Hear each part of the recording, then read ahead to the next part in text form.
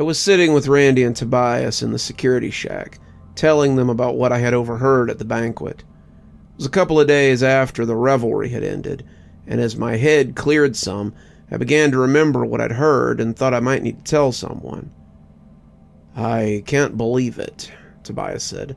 "The lady has been with the summer court for a long time, longer than I've known her. It's unthinkable that Titania would be poised against her. The two of them are like sisters." "I get it," Randy said, as if he was talking to himself. "They get along real well until they act like they're going to kill each other. Plus, it don't sound like Titania's on board with this little scheme." Tobias looked up at Randy as if he were a fool. "The court within Summer is a very tight-knit bunch. The Queen's champion does not break wind without her approval. No, if the Summer champion is plotting against Our Lady, then we have to assume that Titania has approved it." "I think Randy might be right," I said, turning the old goat's attention to me. "When I spoke with Titania in the Grove, she sounded as if she was glad to have the lady back. She spoke highly of her and her court here. I think this may be something under her radar, maybe because she thinks she had such a tight grip." Tobias thought about it for a moment, finally putting his chin in his hands and dropping into deep thought. "Let's hope you two are right. If all of Summer and Winter are against us, then we're in big trouble." "What makes you think Winter is against us, too?" Randy asked, sounding surprised. "If the Green Man attacked us, then Queen Mab was aware of it. She may not have participated, but she was aware. With other courts set against us, we cannot hope to triumph. No, it's better if this is an isolated incident. Though I doubt it." Randy's walkie-talkie cut him off as one of the other guards, maybe Colin, called Randy for assistance. "What's the trouble? We ain't even open for the season yet. Can't be too much going on." "It's the lady. She senses something. Just come to the front gate. You'll see." The three of us went on the run, and we found the lady standing near the front gate, standing as straight as a poker. "Something is coming this way," she said. Her nostrils flared as she turned towards the gate. "Something powerful." Randy reached for his club, something he'd been carrying a lot more than his sidearm lately, and I reached out for my own as I expected trouble. It was morning, the sun was barely up, and there was a deep fog hanging around the park. From within that fog, a figure came, and when I first glimpsed it, the shape was slightly monstrous. Wings and horns and tails seemed to jockey for position on its form, but the closer it got, the more human it appeared. When it stepped out of the fog, I saw it was a familiar figure, the warden of Stragview. The lady stood like a hound who smells a fox, but she seemed to understand that this fox might turn out to be craftier than she could know. The warden, for his part, stood smiling as he took off his spectacles and cleaned them on a handkerchief he kept in his breast pocket. He didn't seem to think he was in any danger, quite the opposite. He smiled at her, setting the glasses back on his nose as they stood like duelists, waiting to strike. He had helped her in the Battle of Winter, but his loyalties, unlike his sister's, were murky and undefined. "Greetings, O Lady of the Growing Things. I wonder if I might come to speak with you about matters of mutual benefit." The lady cocked her head, chewing over his words as if trying to find the poison within the meat. Do I have your assurances of good conduct within my garden? Good conduct towards myself and those in my service?" The warden acted shocked. "Why, of course. What harm would I bring to you? Rest assured, my lady, I have nothing but good intent in my visit today." I kind of doubted this, but the lady nodded, and the warden passed within the gates of the Botanical Garden. The two walked side by side up the sidewalk, saying nothing and merely taking in the sights.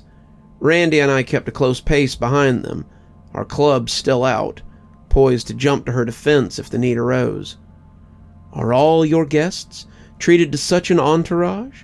I feel honored to have your personal guards ensure my safety," he said, turning to nod his head at the two of us as we followed close behind. "It ain't for you," Randy half growled. "The lady has had some strange visitors lately, and we would as soon make sure she's safe." "Loyalty," the warden said with a nod. "I wish I had as much in my own officers, but I fear it is not so. You are blessed indeed, my lady." If she felt blessed, she gave no indication. The four of us walked in silence towards the offices on the east end, and once we had passed through the greenhouses and into a familiar office I had once made very different plans in, Randy and I took our place by the door as the warden and the lady sat across from each other, the desk acting as their chaperone. She looked at him with suspicion, but his was a mask of easy good cheer. When it became obvious that no one was going to suggest refreshment, the warden clapped his hands and gave her his full attention. "Well then, to business, I suppose. My proposal is twofold. The state committee would like to see Stagview do more community outreach. They want more roadwork projects, more work release candidates, and more inmates giving back to the community. I see that your garden has a need of extra hands. As it happens, I have extra hands." "Yeah," Randy cut in, "hands that have only recently come out of cuffs." The warden turned his head, ever so slightly, smiling at Randy in a knowing way. "You remember those cuffs, don't you, Randall? I believe we hosted you for 8 months for, what was it again?" "Some bullshit is what it was," Randy said, taking a step forward. "I was acquitted of those charges, found innocent after being falsely accused, as well you know." The warden shrugged. "Maybe, maybe not. I know we never saw you again after that, so I suppose you might have been innocent. You know that is far from common within Stagview, however. I see to it that most of my sheep are worthy of the fleecing they receive. At any rate," he said, turning back to the lady, "my offer is hands to help with your labor, and an offering of flesh, thrice a year." The lady raised an eyebrow. "You think me incapable of catching my own meat?" "Never think it," he said. "I just believe that if given the chance to eat tourists, or those who have committed heinous crimes, you would choose the side of justice." "I would hardly call what you humans do as justice," she said, but I had been here long enough to know that she was thinking about it. "If I agree, how many will you send to work?" 20, the warden said, clearly having decided on a number already. 30, she countered. 25, the warden said, spreading his hands wide. "Deal. When will they come?" she said. "Well, I can't very well have them here while you have crowds in the park. That might be bad for business, though good for the induction of contraband into my prison. Perhaps I could bring them by after sunset when the park is closed. Would you require the use of my staff to monitor them?" "I would. I should think no more than 2 officers would suffice. How often could they come?" The warden contemplated. "Let us say 3 times a week. Let's say 2 to start, with the option to add more days if I'm satisfied with their work." "Done," the warden said. "Now then, let's discuss your offering. I have a selection of inmates on death row, and my death house is currently not a viable option." He tapped his fingertips, and I got the impression that the death house was closed for more than renovations. The lady nodded. "That sounds acceptable. You can have them brought to the lily pond, and I will dispose of them for you." The warden nodded. "Very good. For this to be official, we will, of course, have to go before the city and enter an agreement together. After that, I can have a work crew here the very next night, if that suits you."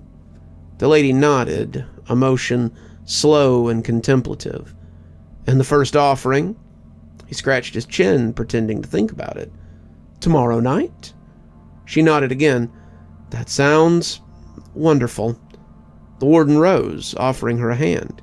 "A pleasure doing business with you," he said, and she extended a hand and shook it slowly. He turned to look at us, his eyes falling on Randy with glittering maliciousness. "Good to see you made something of yourself, Randall. I trust your work keeps you out of trouble."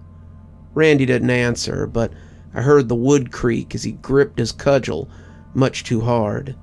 "Well then, I shall see you at the council meeting next week then," he said, walking between us as if we were no more than bat-winged doors, and exited the office. Randy was furious, but he still waited to hear the door close behind the warden before grabbing his walkie and calling the security staff in the area to make sure their visitor went out the front gates and didn't linger. "I can't believe you'd just accept his deal," Randy said, and I thought it might have been the first time I'd ever heard him raise his voice to the lady. "Don't you know what that man is?" "A creature of flame and shadow, something as inconsequential to me as his siblings. I was old when they drew their first staggering breaths, and I will be new when they are bones and dust. He does not impress me, Randall. Does he you?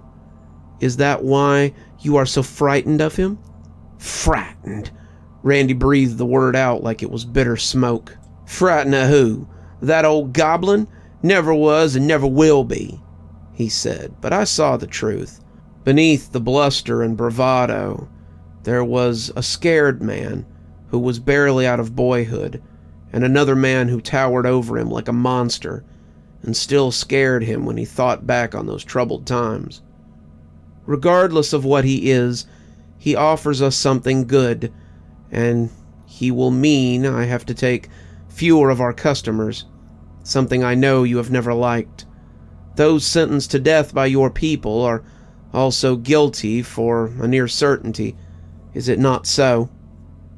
Randy looked like he wanted to say a great many things, but he settled for, "They are, usually. Mistakes are made, but it's hard to put a man to death if it isn't absolutely certain."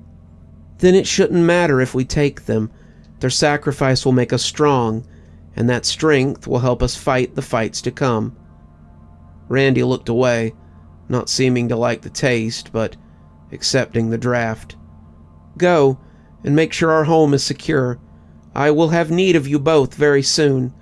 I'm glad you think enough of me to be worried for me, but fear not.